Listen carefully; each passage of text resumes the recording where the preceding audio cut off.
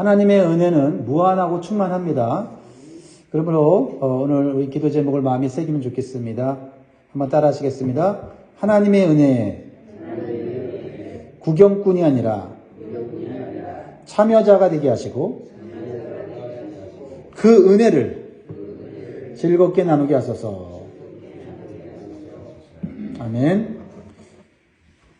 오늘 본문은 다윗이 실패의 자리에서 승리의 자리로 나아가고 두려움의 자리에서 기쁨의 자리로 나아가는 것을 보여줍니다. 무엇 때문입니까? 하나님의 언약궤. 하나님의 언약궤를 예루살렘으로 모시는데 실패했습니다. 그런데 다윗은 다시 하나님의 언약궤를 모시는 일에 성공하게 돼요. 하나님의 방법대로 하나님의 언약궤를 모신 것입니다. 하나님의 언약궤를 예루살렘에 모신 이것은 하나님을 삶의 중심으로 모시는 일이었고 하나님이 통치하시는 하나님 중심의 나라를 세우는 신정 통치의 시작이었습니다. 그래서 하나님을 삶의 중심에 모실 때 하나님은 그 하나님을 중심에 모시는 사람에게 큰 은혜를 베풀어 주세요. 여러분, 하나님의 언약궤가 여러분은 어디에 있습니까?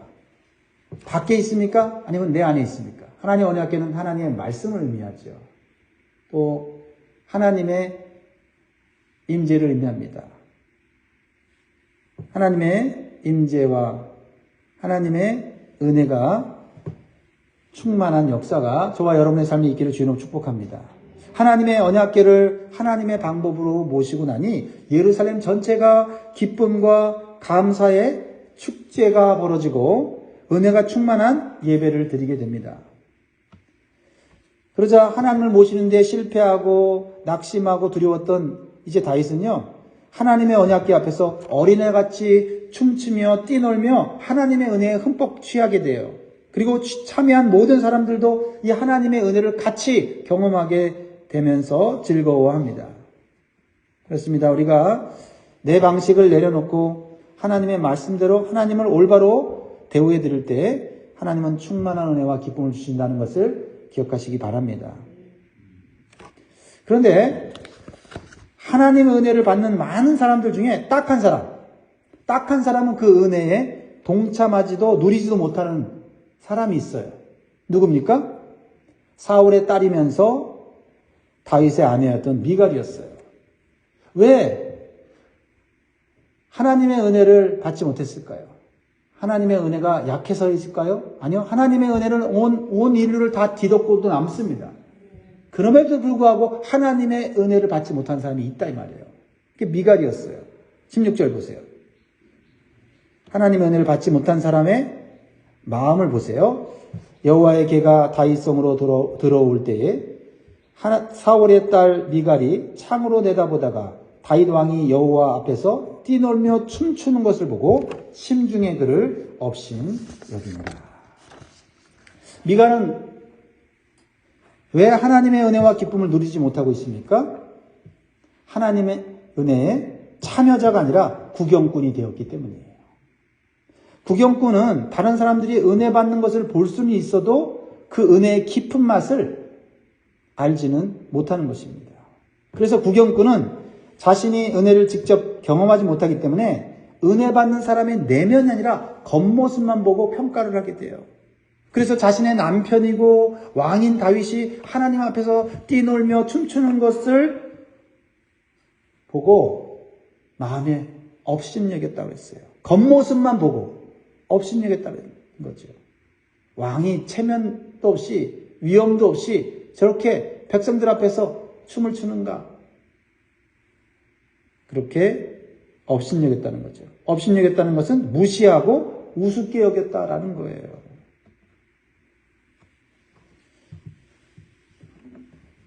문제는 무엇입니까? 미갈의 시각이에요. 미갈의 시각. 하나님의 시각으로 다윗을 보는 것이 아니라 사람의 시각으로 다윗을 보았기 때문에 그는 다윗이 하나님 앞에서 은혜를 받아서 뛰놀고 춤추는 것을 이해하지 못했다라는 겁니다. 그러니까 하나님께 드리는 예배의 참여자가 아니라 평가자가 되는 거예요. 예배의 평가자가 되면 예배로부터 오는 은혜를 받지 못해요. 예배의 평가자가 되면 사람들의 허물과 약점은 잘 보이는데 하나님이 내려주신 은혜를 경험하지를 못하게 되는 거죠. 그렇습니다. 하나님이 중심이 되지 않고 내가 중심이 되는 예배는 하나님의 은혜도 받지 못하고 오히려 시험받게 된다라는 겁니다. 불완전한 사람의 모습을 보고 그 사람의 허물과 실수만 지적하다 보면 어찌 하나님의 은혜가 그 마음에 임하겠습니까? 그러나 하나님의 은혜가 내 안에 충만하게 임하면 사람의 실수나 허물이 덮어지고 하나님의 은혜로 모든 것을 보게 된다라는 것입니다. 무엇보다도 이 미갈의 위치가 문제였어요. 미갈이 서 있는 위치. 사무엘하 저자는 미갈이 어디서 다윗을 보았다고 말하고 있습니까? 왕궁의 창문에서 내려다 보았다고 기록하고 있어요. 여러분, 무엇을 말하려고 하는 것일까요? 미갈이 서 있는 자리가 잘못되었기 때문에 하나님의 은혜를 받지 못하고 있다는 거죠. 하나님께 드리는 예배는 하나님 앞에서 가장 낮은 자리에서 드려야 한다는 것을 보여주게 되죠. 또한 사람 앞에서도 낮은 마음으로 드려야 하나님의 은혜를 경험할 수 있다는 것을 지금 교훈하고 있는 거거든요. 그런데 지금 미갈은 왕이고 남편인 다윗이 하나님 앞에서 낮아져서 그 하나님의 은혜에 감사하여 춤추는 것을 높은 위치에서 바라보니 다윗의 행위가 어리석어 보이고 무가치하게 보였다는 거죠. 그렇습니다. 세상 사람들은 우리를 볼 때 높은 자리에서 우리를 보면서 하나님께 드리는 예배가 무가치하고 시간 낭비고 에너지 낭비고 우리에게 도움이 되지 않는 행위라고 생각할 때도 있습니다. 그것은 하나님을 온전히 알지 못하는 모습일 뿐만 아니라 자신의 서 있는 위치가 잘못되었기 때문에 하나님의 은혜가 내렸음에도 불구하고 받지 못하는 불행한 자가 된다라는 것입니다. 그러므로 사랑하는 성도 여러분, 모든 사람들에게 내려주시는 하나님의 은혜에 소외되지 않기 위해서 높은 자리에서 평가하는 구경꾼이 아니라 낮은 자리에서 하나님을 바라보는 참여자가 되시기를 주의 축복합니다. 반면에 하나님의 은혜에 흠뻑 빠져서 기쁨을 주체하지 못하는 다윗과 백성들의 모습은 어떠합니까? 이 백성들의 모습을 통해서 은혜 받은 자는 이런 모습이구나. 아, 내가 은혜 받을 때 이런 모습이었지? 라고 좀 기억하면 좋겠어요. 첫 번째는 하나님의 은혜를 받은 성도는 서로를 위해서 축복합니다. 18절 말씀 같이 있습니다. 시작. 다윗이 번제와 화목제 드리기를 마치고 만군의 여호와의 이름으로 백성에게 축복하고. 그렇습니다. 다윗은요, 하나님께 번제와 화목제를 드리고 나니까 그 마음의 은혜가 충만하고 너무 기쁘니까 그 기쁨을 자기만 못 누려요. 그러니까 어떻게 해요? 백성들을 축복하고 있는 모습을 보여주고 있습니다. 우리도 다윗처럼 예배를 드릴 때 번제와 화목제의 정신으로 예배를 드려야 돼요. 번제는 뭐라고요? 양 전체를 태워서 드리는 거예요. 즉 하나님 앞에 자기 자신을 다 드리는, 죄는 태워버리고 우리의 몸과 마음은 하나님께 다 드리는 헌신을 의미하는 거예요. 이 번제가. 다윗은 왕이지만 내가 왕이 아니라 누가 왕이다? 이 나라의 왕은 하나님이신다. 그러면 나는 왕이 아니라 하나님의 신하다. 헌신하고 희생해야 될 신하인 것을 고백한 것이 바로 이 번제예요. 그랬을 때 하나님은 속죄의 은총을 주세요. 지었던 죄와 허물을 다 피로 씻어주시고 정결케 하시고 용서해 주시고 은혜를 주시는 거예요. 그래서 번제의 예배를 잘 드리고 나면 내가 죄사함을 받았다는 것, 하나님께 인정받은 의로운 자가 됐다는 그 마음이 확 들어와요. 그리고 화목제는 무엇입니까? 하나님과의 관계가 화목하게 되는 예배예요. 그러면 하나님과의 관계가 회복되면 어떤 현상이 일어납니까? 예배 드리는 자의 마음에 평강을 주세요. 평강. 모든 두려움이 사라져요. 그러면서 기쁨이 충만해지는 게 이 화목제거든요. 그렇습니다. 이렇게 하나님의 은혜를 받은 사람은요, 그 은혜를 주변 사람들에게 축복하는 기도로 섬기게 돼요. 그래서 다윗은 백성들을 축복합니다. 축복하고 싶어요. 그죠? 은혜 받고 나면 막 축복하고 싶잖아요. 저 사람 잘 되면 좋겠고, 하나님이 주시는 복 받고 형통하면 좋겠고, 이런 축복의 기도가 저절로 나오지 않습니까? 그렇습니다. 우리가 예배를 통해 하나님의 은혜를 경험하면 우리의 기도가 달라지고 말이 달라져요. 우리의 기도는 축복하는 기도로 바뀌고요. 우리의 말은 축복하는 말로, 위로하는 말로, 격려하는 말로 바뀌는 거예요. 그렇습니다. 또한 하나님께 주신 은혜는요, 충만하기 때문에 혼자만 누리는 것이 아니라 함께 친교로 나누게 되어 있어요.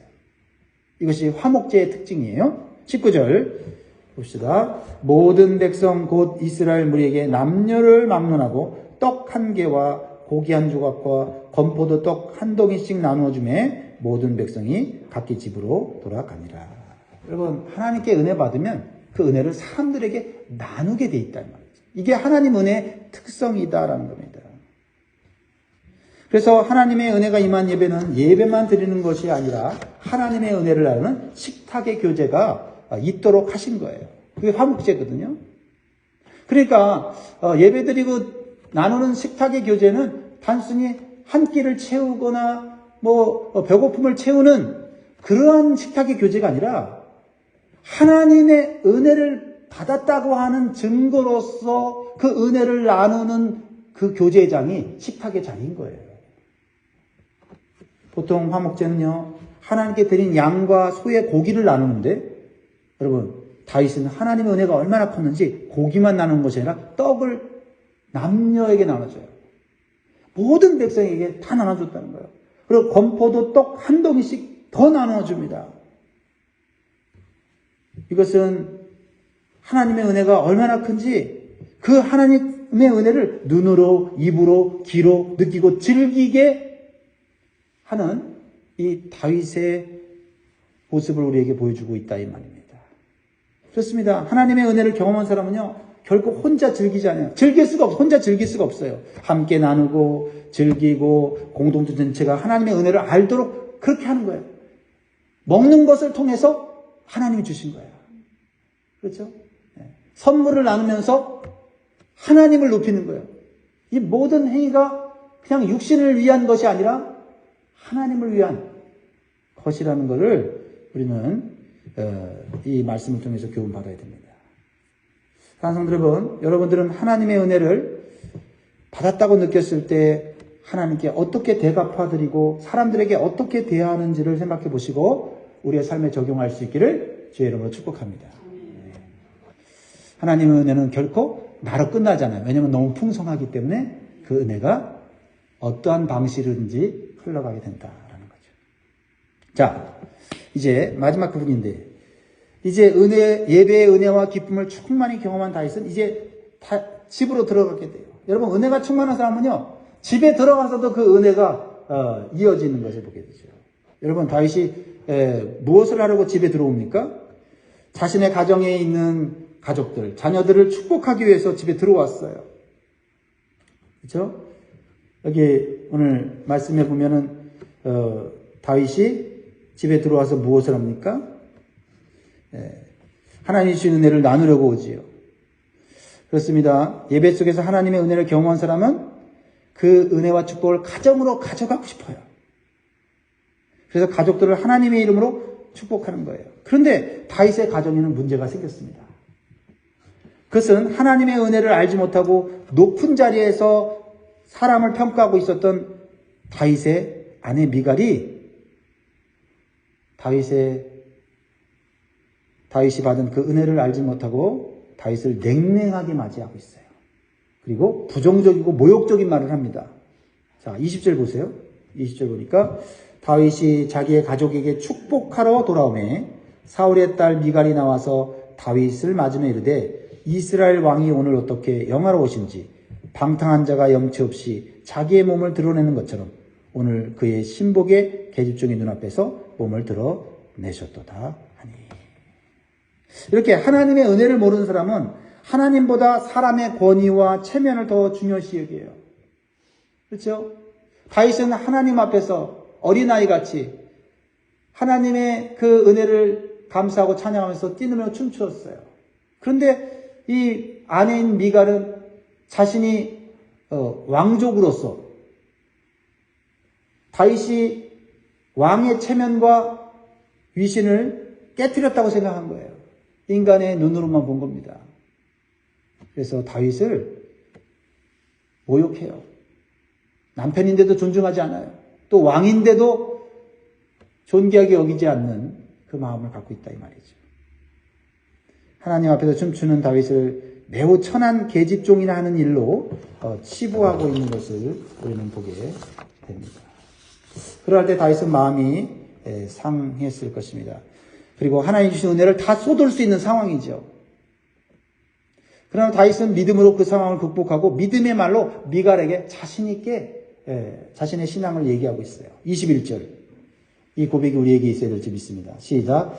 다윗이 미갈에게 이르되 이는 여호와 앞에서 한 것이니라. 그가 네 아버지와 그의 온 집을 버리시고 나를 택하사 나를 여호와의 백성 이스라엘의 주권자로 삼으셨으니 내가 여호와 앞에서 뛰놀리라. 다윗은 나는 사람 앞에서 한 게 아니라 하나님 앞에서 한 거다. 그리고 하나님께서 나를 왕으로 세우신 것을 나는 안다. 하나님을 이 나라의 주권자로, 통치자로, 지도자로 세워주신 것이다. 그것은 하나님의 은혜다. 그래서 나는 하나님 앞에서 나는 하나님을 찬송하며 춤추며 뛰는 것이다라고 얘기를 합니다. 즉 다윗은 사람에게 보여주려고 한 것이 아니라 하나님께 보여주려고 한 것임을 분명하게 말하고 있습니다. 그렇습니다.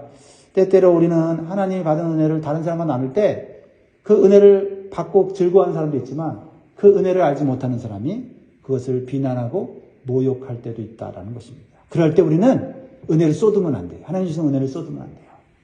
하나님 주신 은혜를 우리는 올바로 전하고 말할 수 있는 용기가 있어야 될 줄 믿습니다. 오히려 다윗은요 자신에게 주신 하나님 은혜가 얼마나 큰지 하나님을 더욱더 높이는 말을 해요.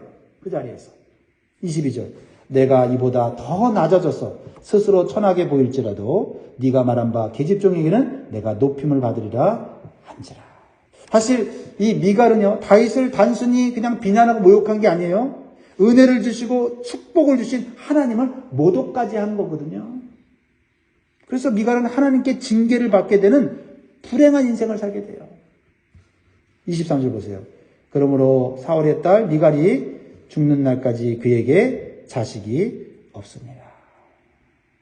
그것은 다윗이 더 이상 미갈과 잠자리를 하지 않았다는 의미도 있지만은 하나님의 징계를 받아서 자식이 없는, 그 당시에는 자식이 없고 자손이 없으면 하나님께 저주를 받은 것으로, 심판을 받은 것으로 여겼기 때문에 이것은 하나님의 은혜를 망각하고 하나님의 은혜를 모독한 것에 대한 대가를 치르게 되었다라는 것을 보여주고 있습니다.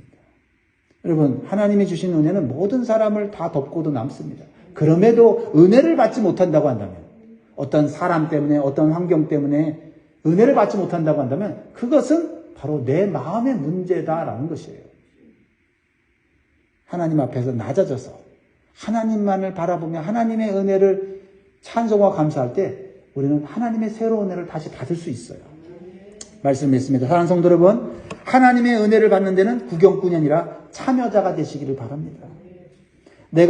현재 내가 서 있는 자리가 미갈의 자리인지 다윗의 자리인지를 한번 살펴보시길 바라요. 그래서 사람의 앞에서가 아니라 하나님 앞에 서 있어야 하나님의 은혜를 받을 수 있어요. 그리고 나는 예배의 자리에 앉아서 평가자가 아니라 예배의 참여자가 되어야 하나님의 은혜와 기쁨을 누릴 수 있는 줄 믿습니다.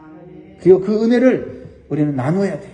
가정과 교회 성도들과 함께 나눔으로 하나님을 높이고 하나님이 통치하시는 그러한 가정과 교회가 될 수 있도록 우리는 힘써야 될 줄 믿습니다. 오늘 받은 은혜를 누구에게 나눌 것인가 한번 생각하시면 좋겠습니다. 기도하겠습니다. 참 좋으신 아버지 하나님 감사합니다. 오늘도 하나님의 은혜는 충만히 내리고 있습니다. 소낙비같이 내리고 있는데 하나님 우리의 서 있는 자리가 어디입니까? 높은 자리입니까? 평가자의 자리입니까? 아니면 낮은 자리입니까? 참여자의 자리입니까? 하나님 사람을 보고 사람의 실수와 허물, 사람의 겉모습만 보고 평가함으로 예배드리는 동안에 아무것도 하나님께 연결되지 않는 그러한 우리의 마음 되지 않게 하시고 오직 하나님께 집중하고 오직 하나님의 은혜의 말씀을 듣기를 사모함으로 말미암아 사람이 보이지 않고 오직 하나님만 보이는 예배 되게 하여 주옵소서. 그리고 그 은혜를 하나님께 올려드릴 뿐 아니라 사람들에게도 나눔으로써 단순히 먹고 마시는 것이 아니라 먹고 마심을 통해서 하나님이 주신 은혜를 나누는 그러한 식탁의 교제, 은혜의 교제, 영적인 식탁이 될 수 있도록 힘쓰는 우리 영광교회 되게 도와 주옵소서. 그래서 가정에서도 하나님의 은혜를 나누게 하시고 하나님의 은혜가 하나님 축복으로 가족들에게 내려질 수 있게 도와주옵소서. 축복의 기도를 하게 하옵소서. 축복의 말을 하는 그러한 가장이 되고 그러한 아내가 되고 남편이 되고 자식이 되고 부모가 될 수 있게 오늘 도와주시옵소서. 감사드리며 예수님의 이름으로 기도드립니다. 아멘. 하늘에 계신 우리 아버지여 이름이 거룩히 여김을 받으시오며 나라의 임하옵시며 뜻이 하늘에서 이룬 것 같이 땅에서도 이루어지이다. 오늘날 우리에게 일용할 양식을 주옵시고 우리가 우리에게 죄 지은 자를 사하는 것 같이 우리의 죄를 사하여 주옵시고 우리를 시험에 들게 하지 마옵시고 다만 악에서 구하옵소서. 대개 나라와 권세와 영광이 아버지께 영원히 있사옵나이다. 아멘.